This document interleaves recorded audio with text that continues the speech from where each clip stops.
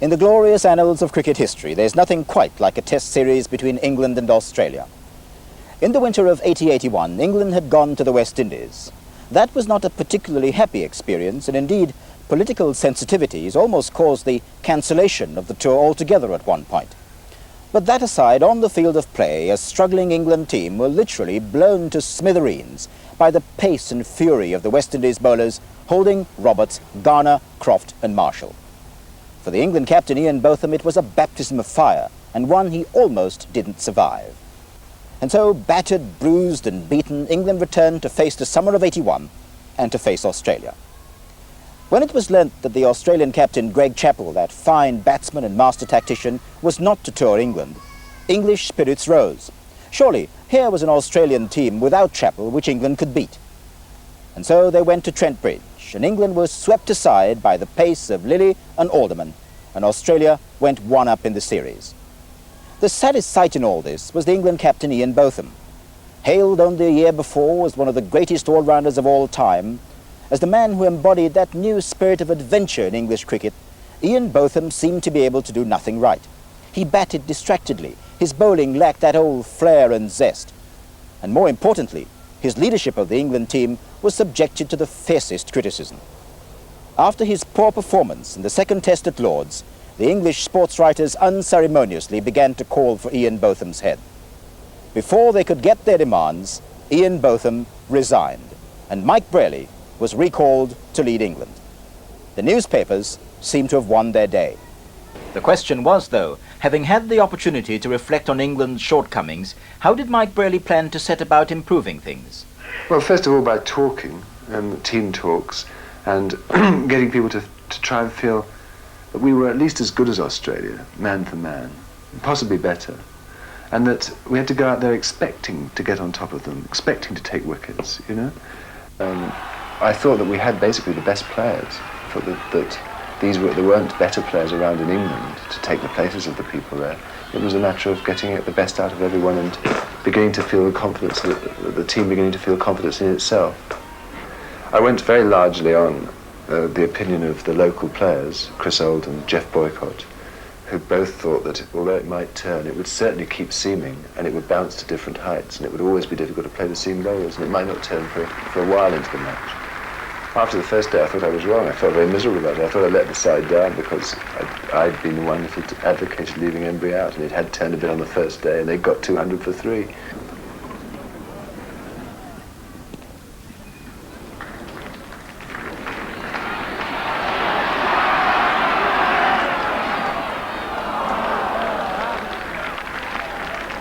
Chris Old bowled the best on the first day. Very accurate, very unlucky not to take some wickets.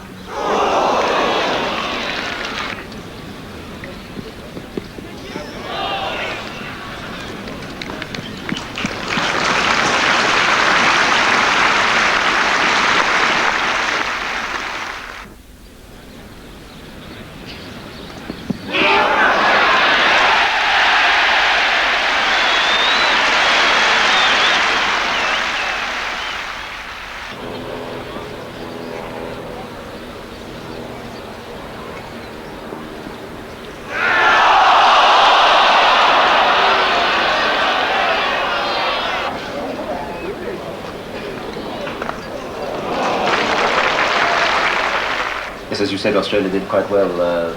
Dyson got 102.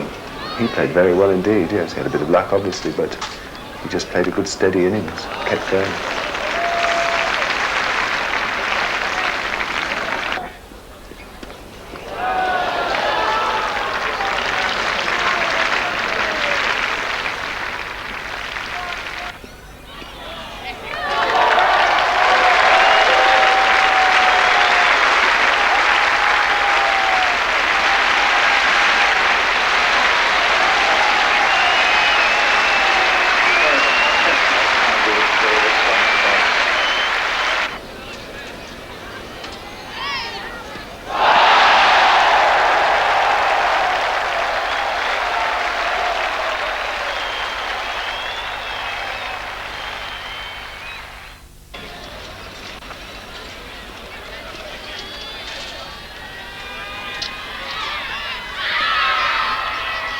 So at stumps on the first day, Australia on 203 for 3 were well on their way to getting 400 or more. On that pitch, as Kim Hughes said, it was worth about 800.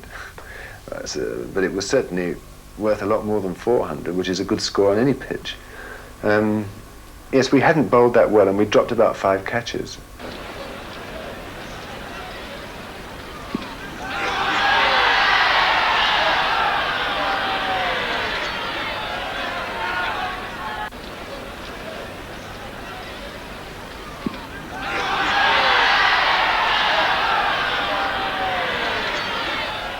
Ian Botham bowled the best on the second day and started to come in and bowled a long spell and took 6 for 95, and he started to get his rhythm and pace back. I think what he'd lost was, in trying to swing the ball a lot, he'd lost his real follow-through and his real life. And although he was swinging it, he was floating the ball at the batsman instead of, as before and as since, coming up and bowling it sharply and then the ball late sharply veering away. It was sort of floating away.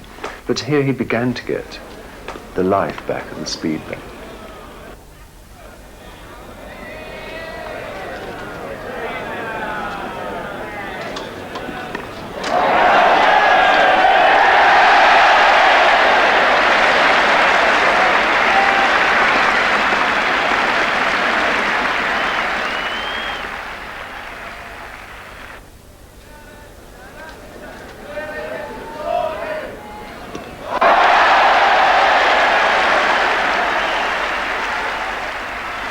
At 401 for 9, Australia confidently declared.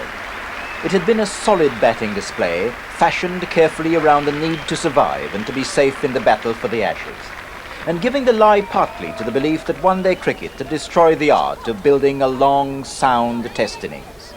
Yes, there's been a lot of comment, and I think justified comment, about the way one-day cricket makes it harder for batsmen to play a proper test innings, because you're continually having to play balls wide of the off stump. There are very few slips, if any, and you need to go for them. You can't let them go, and then you have to come into a test match, and somebody, Australians in particular, bowling outside the off stump at you, and you have to let balls go and be judicious in what to play at.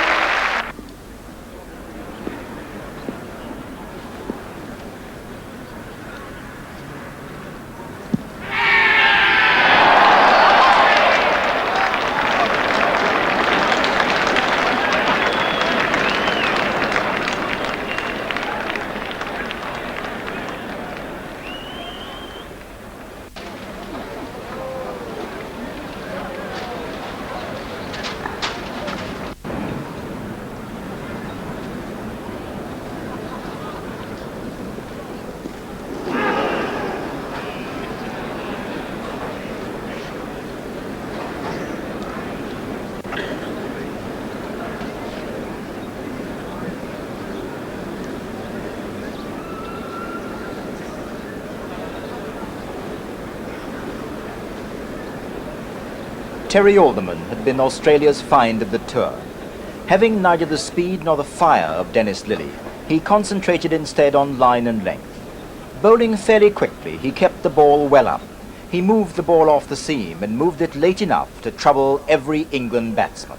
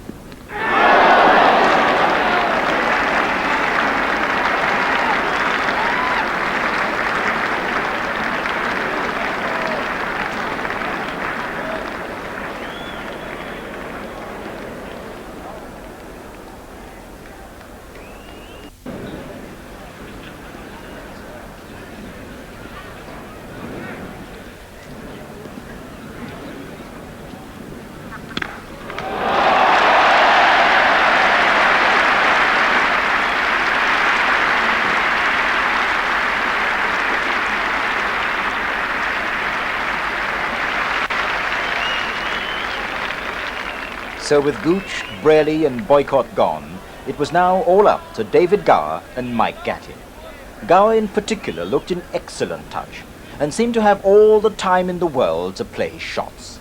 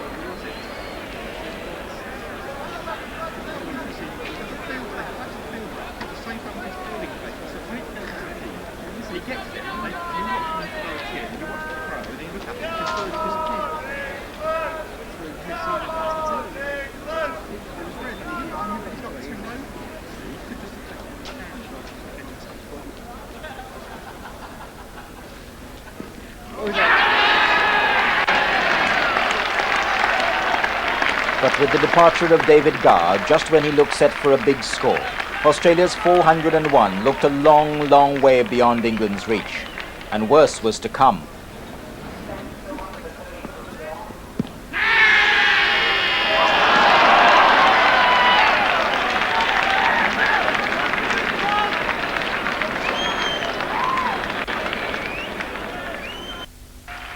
Ian Botham descended the pavilion steps, with the top half of the England batting gone for a paltry 87. After getting an unenviable pair in the Lord's Test, he'd won his way back into the hearts of the crowd by taking 6 for 95 in Australia's first innings.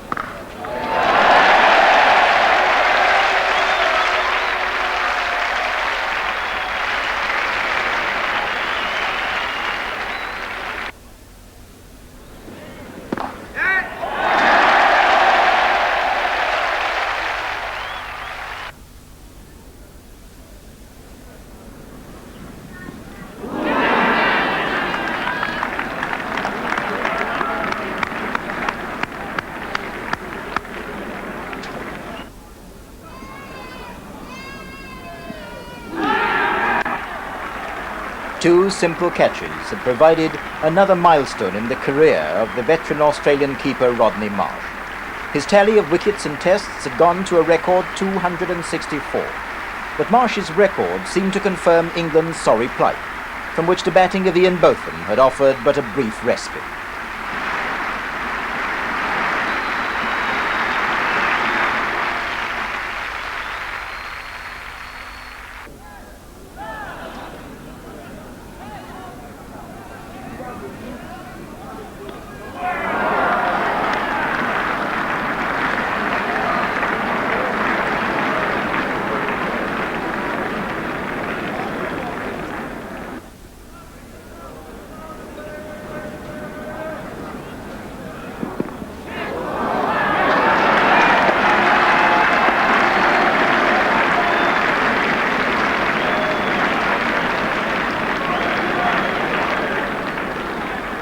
When we were out for 174, I thought that was about par for the course. You know, I thought they bowled well, but we didn't bat badly on the Saturday. And, we were indebted to Ian Botham on the Saturday. We got 50. I thought It was backs to the wall very much. It didn't seem much of a chance, and they had a nice rest day, so they were all fresh for the Monday. They got a wicket late on the Saturday night, Graham Gooch, so there was already a little inroad.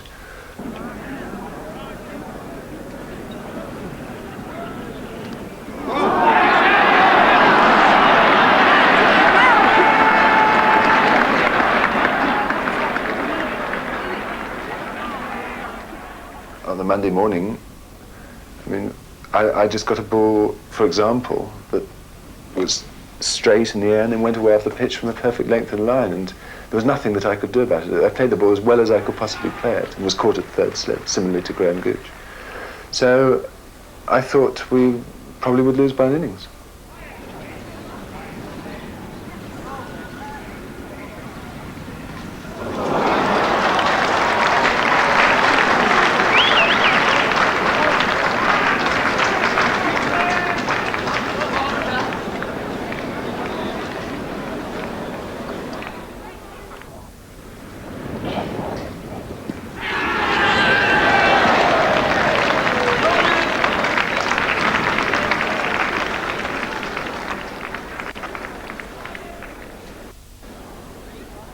With 4 frontline batsmen back in the pavilion, England still required another 186 runs to make the Australians bat a second time.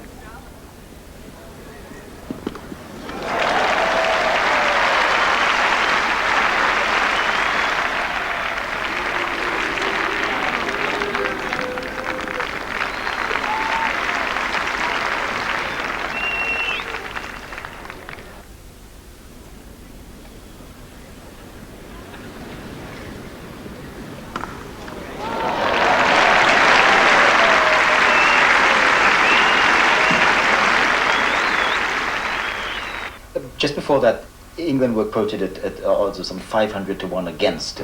Would you put any money on England? No. Well, I might have 500 to 1, but I wouldn't have. No, I mean, I thought we had no chance. We'd have done well. What we were hoping for was to keep Australia in the field that day until the close of play, and then there would be a chance that anything could happen with the weather. You know, you could always save a test match because it rains for a day. But that was about the extent of our hope.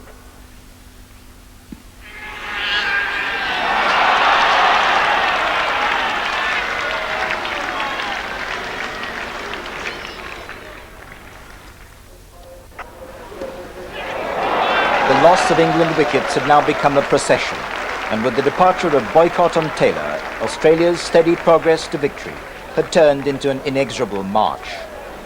I suppose that in sheer probability of a large defeat, it was 135-7 when Graham Dilly came in, and Ian Botham hadn't got many by then. I think that probably by that stage we'd realised that we hadn't played badly, you know, that we'd fought quite reasonably well and virtually were beaten. I think the morale had you've accepted the situation by then. I think that in the first 2 days was when we realised that the match was slipping away from us and we could have done something about it. There's a difference in the feeling, you know?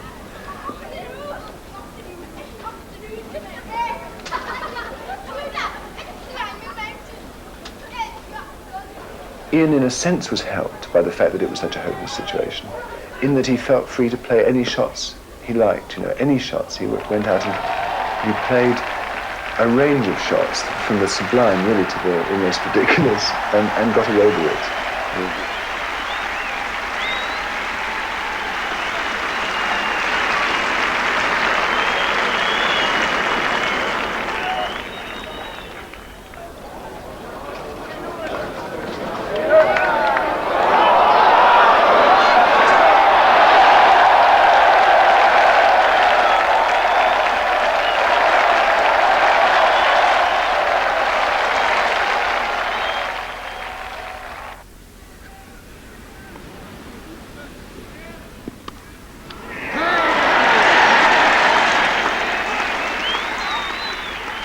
He's a gutsy player, Graham Dilly. He's one of the players, the only fast bowler to have come through in the last 5 years. And I think he's got tremendous talent as a fast bowler and a gutsy, gritty player. His first test match was at Perth, and he came in and we put on about 70, I should think. He came in number 9, he got 40 and batted a long time. And he's always shown a lot of guts and skill at the crease, and I think he'll be an all-rounder. You know, well, he is probably already, but he'll become more of an all-rounder with more experience. But he took them on, he smashed them to the offside, and Dennis Lilly wanted to keep bowling, and they only had 3 seam bowlers, and they didn't bowl bright, except for right at the end. And I think that counted against them. They could have done with a 4th seamer in that situation. Because their bowlers got tired, and the ball got softer, and the extremities of bounce became less.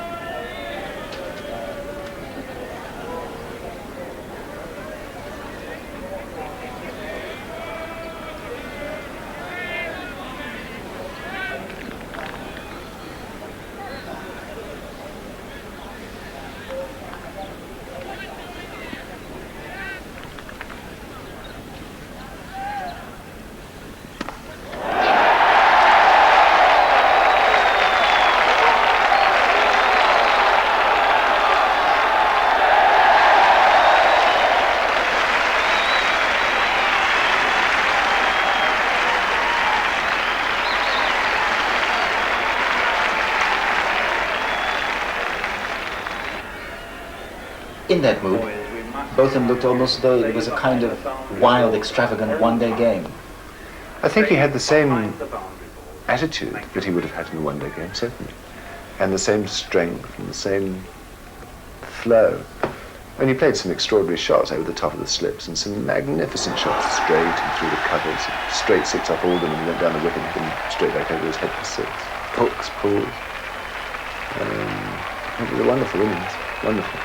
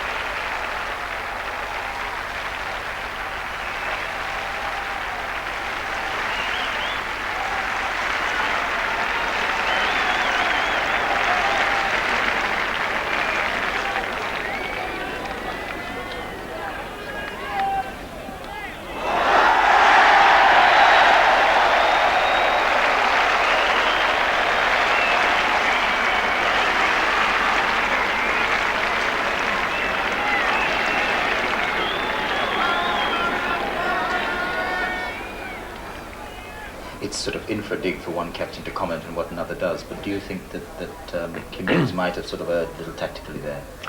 Yeah, it's easy to see that after the event. At the time, it did look as though they could get out any time. I mean, it still looked like that for quite a lot of the stand. So there's a lot of reason for continuing, that the bowlers have already taken the wickets for you. But I did think he should have put Bright on. He should have tried. And you could put fielders back on the boundary for Ian, Botham, and see what happened, even if it was only for 3 or 4 overs. Yes.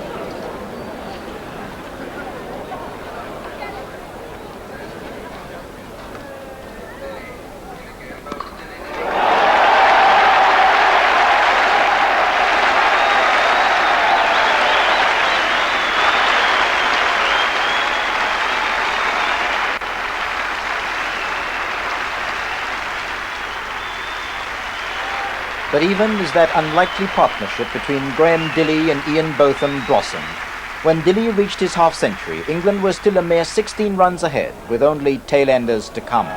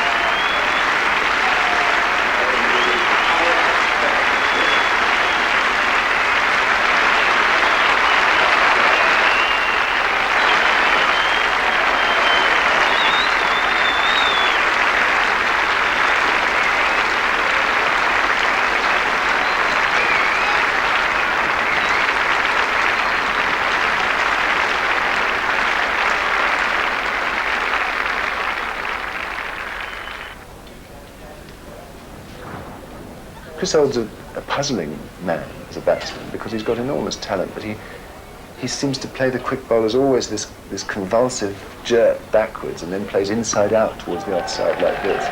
And at least if he sort of stays somewhere near the line of the stumps, he's got a better chance. And I was trying to get Ian to tell Chris Holt that now we really saw we had a chance, an outside chance of course, but a chance, and that we've got to take advantage of that and carry on.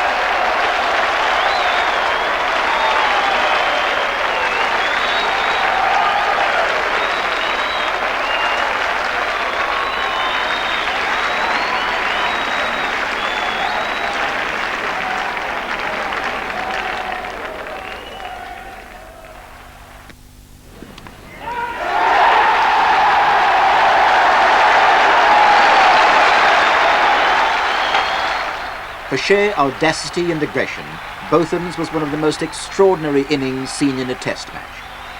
For the young cricketer who looked so hopelessly out of touch in the first two tests, the transformation was almost miraculous. 6 wickets when Australia batted, 50 in the England first innings, and a magnificent century in the second. Ian Botham had turned the test match into a personal triumph.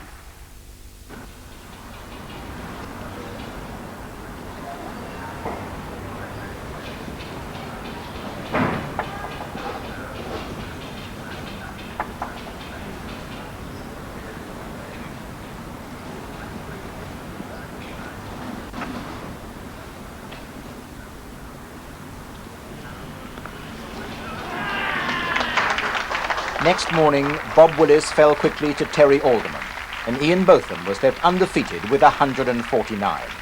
And the England captain Mike Brearley was left to contemplate whether all the heroics had been in vain, or whether his could become the first team since 1895 to win a test match, having been asked to follow on. We'd said all along that you could, if things went well for you, get a side out for 100 on that pitch at any stage. And in fact, on the first day, I'd said to David Evans, one of the umpires, we might have bowled them out for 90, and look, they're 200 for 3, what's gone wrong? So that as soon as we got up to near 100 ahead, say 90, 80, 100 ahead, we knew we had a chance, obviously an outside chance, and we wanted more. The last day we were at, 125 ahead, and we hoped, that we might squeeze out another 30 or 40 runs, and then we'd really be, in with a good chance. And 131, I think 4 or 5 to 1 against, but still a real possibility. So I think the feeling that it was a real possibility, but also an outside chance, in some ways brings out the best in bowlers and fielders. I remember when we played Australia in 1977 at Old Trafford, and we wanted 78 to win. Jeff Thompson came in and bowled the fastest of the whole series. He knows it's for a short time, and he feels, a rage that they're in this situation, and he wants to really see if he can't do something absolutely dramatic. You have to do it, and you're not going to have to bowl 25 overs. You're only going to have to bowl 10, 12, and that you might just do it in that time, or something sensational. And I think that's what we saw at least. In the first innings, we felt perhaps we'd tried to let the pitch do the work, instead of really bowling it at the batsman. And as if to compound Australia's agony, when Wood and Dyson walked out to bat, and to begin steering their team to what should have been a modest target, even on a difficult wicket, they found themselves face to face with the man who had made their lives so impossible in the match. Here, once again, was the player who seemed to personify all the aggression and drive that England had until now lacked in the series. On the Kirkstall lane end, Ian Botham.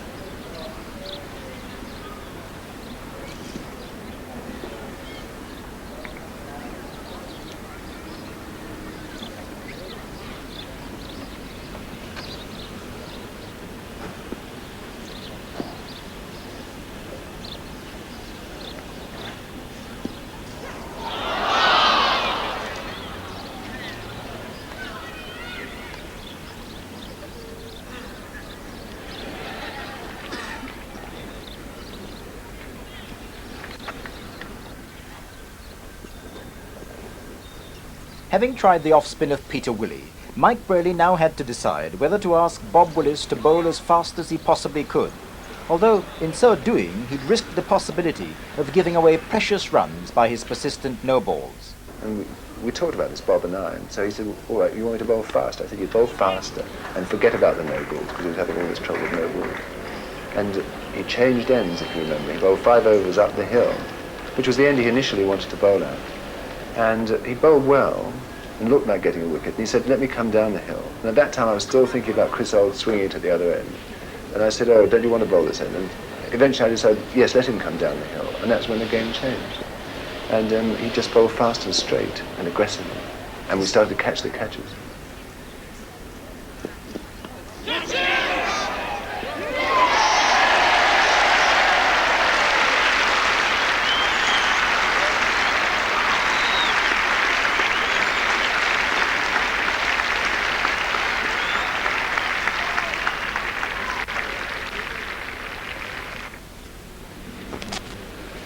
When the Australian captain Kim Hughes came to the wicket, Australia had lost a couple of wickets. But they weren't in trouble. They needed 130 runs to win and were 56 for 2.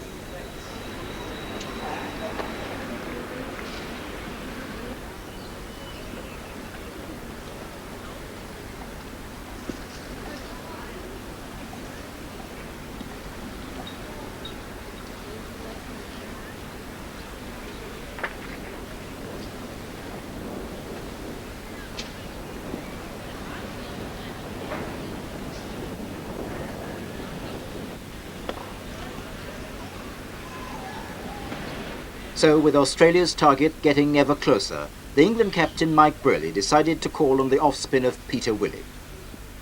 It caused the Australian batsman no great discomfort, although one couldn't say quite the same for Ian Botham.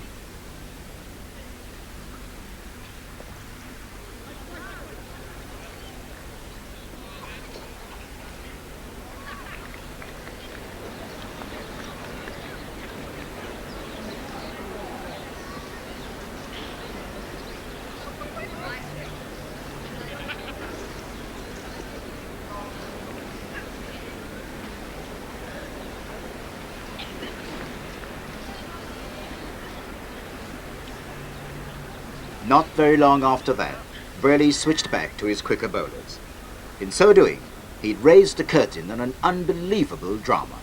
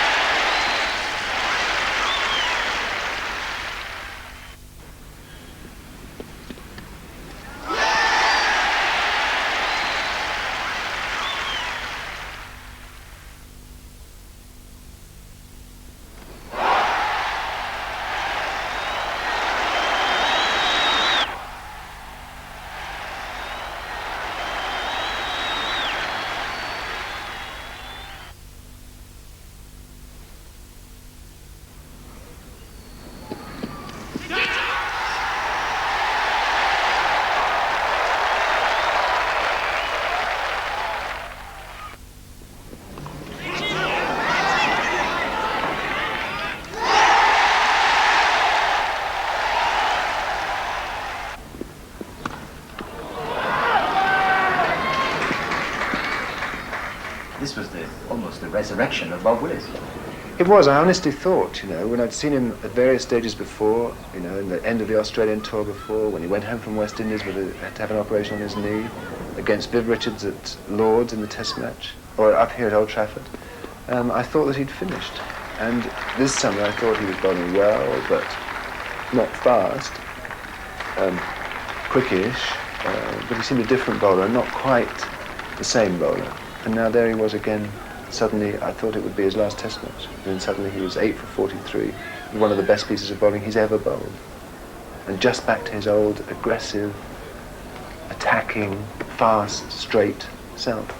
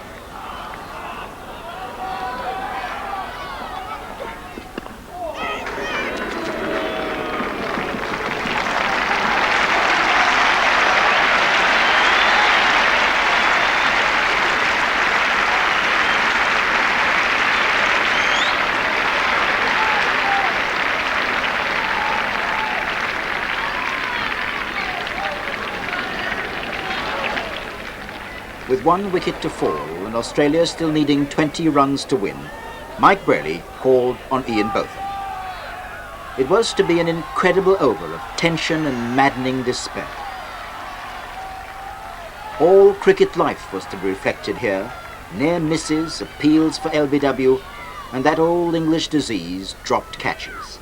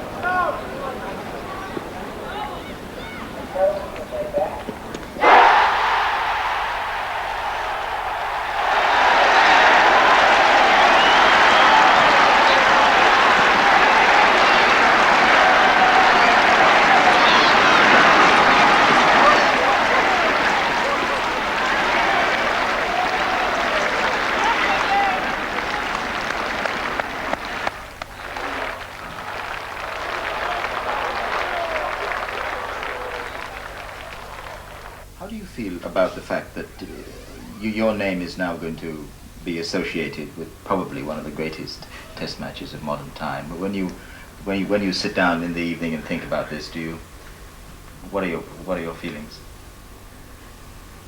Well, it's very hard to assess the role of a captain. I mean, people either go overboard in one way or the other. They either think he's absolutely irrelevant, or they think that he's magic, to use your word. You know, I mean, or that he's completely the devil and has caused the whole thing to go wrong. So that it's very hard to get a balanced view. But I felt, I didn't feel as though that test match was real. At the end of it, it seemed as though I couldn't understand really that we'd won, you know. And, you know, I'm very proud, obviously, to have been associated with this. And it's been very important for English cricket that we won these 2 test matches, because there was a feeling that we were being written off and that we were down in the dumps and that we couldn't stand high and that people weren't going to come and watch the test matches and all this sort of thing. And suddenly there was this revival that you've got to thank Ian Botham and Bob Willis and Graham Diddy and Chris Old, and in fact everyone made a big contribution. But the name Mike Brearley will also be associated with a great test match. That's very nice too. You've been dreading people asking, but I have to ask because everybody's saying it. Well, you won't mind if I don't answer it then, will you? Well, try it. Listen to the question first. That your return to because form. I'm not captain. Is it a coincidence or is it?